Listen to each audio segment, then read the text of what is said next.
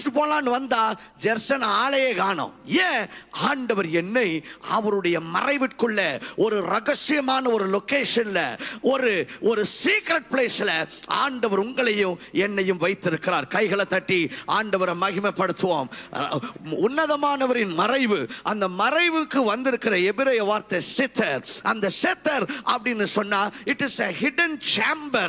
பாருங்க, ஆண்டவர் நம்மளை எல்லாம் ஒரு ஹிடன் சேம்பர், அதாவது மறைக்கப்பட்ட ஒரு சேம்பருக்குள்ள வச்சு ஆண்டவர் நம்மளை பாதுகாத்திருக்கிறார். அப்படின்னா பிசாசு வந்து தேடி பார்ப்பான், ஆனா அவனால கண்டுபிடிக்க முடியாது. இப்படி அந்த மறைவில் இருக்கிறவங்களுக்கு ஆண்டவர் சொல்றாரு, பகலில் பறக்கும் அம்பு. என்னது? பகலில் பறக்கும் அம்பு. அதுக்கப்புறம் இருளில் உண்டாகும் பயங்கரம். அதுக்கப்புறம் இருளில் நடமாடும் கொள்ளை நோய், இரவில் உண்டாகும் பயங்கரம். அதுக்கப்புறம் மத்தியானத்தில் பாழாக்கும் சங்காரம். இது எல்லாம் ஒன்றும் பண்ணாதுங்கிறார். 24/7 பாதுகாப்புங்க. பகல்ல அம்பு ஒன்றும் பண்ணாது, மத்தியானத்தில் பாழாக்கும் சங்காரம் ஒன்றும் பண்ணாது. ஆண்டவர் சொல்றாரு, நான் உன்னை பிரேக்ஃபாஸ்ட் டைம்லையும் பாதுகாக்கிறேன், லஞ்ச் டைம்ல பாதுகாக்கிறேன், அதுக்கப்புறம் ஈவினிங்ல ஹை டீ டைம்ல உன்னை நான் பாதுகாக்கிறேன், அதுக்கப்புறம் சப்பர்ல நான் உன்னை பாதுகாக்கிறேன். இங்க பாரு, பாலையில இருந்து ராத்திரி நீ சாப்பிட்டு படுக்கிற வரைக்கும் உன்னை பாதுகாக்கிறேன். அதுக்கப்புறம் படுத்ததுக்கு அப்புறம் ஆண்டவரே, நீ மல்லாக்க படுத்து விட்டத்தை பார்த்து சந்தோஷமா சமாதானமா தூங்கு. ஏன்னா நீ கண்ணை மூடி தூங்கும் போது இஸ்ரவேலை காக்கிற தேவன் அவர் உறங்குவதும் இல்லை, அவர் தூங்குவதும் இல்லை.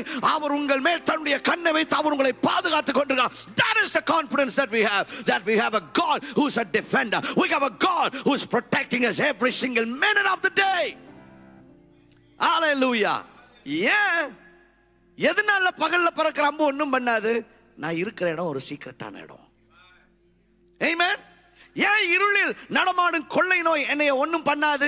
ஏன்னா அது பாட்டில் வரும், அது பாட்டில் போகும். ஏன்னா நான் ஏற்கனவே ஒளித்து மறைத்து வைக்கப்பட்டிருக்கிறேன். அது என்னங்க அந்த சீக்ரெட் லொகேஷன்? எனக்கு தெரியும் பாஸ்டர் அந்த சீக்ரெட் லொகேஷன். நீங்க சொல்ற சீக்ரெட் லொகேஷன் என்னோட பிரேயர் ரூம் பாஸ்டர். இல்ல, the secret place that we are talking about is not a physical location. நான் பேசிக்கொண்டிருக்கிற இந்த secret place, இந்த ரகசியமான இடம் அப்படிங்கிறது உங்களுடைய பிரேயர் ரூம் இல்ல. ஏன்னா உங்க பிரேயர் ரூம் தான் அந்த ரகசியமான இடம் அப்படின்னு சொன்னா, நீங்க பிரேயர் ரூம்ல விட்டு கிச்சன்ல வரும்போது பிசாசு உங்களை கவுத்தடிச்சிருவான். அப்படின்னா நான் சொல்லுகிற அந்த ரகசிய இடம் உங்க ஜெப அறை இல்ல. This is a spiritual dimension. அதாவது ஆண்டவருடைய பிரசன்னத்துல நம்ம வரும் பொழுது அந்த ரகசியமான இடத்துல வர்றோம். You see, anybody that is having a relationship with God, நான் பேசிக்கொண்டிருக்கிற அந்த ரகசியமான இடம் அப்படிங்கிறது ஒண்ணும் இல்லைங்க. அது உங்களுக்கும் ஆண்டவருக்கு இடையில இருக்கிற உறவு.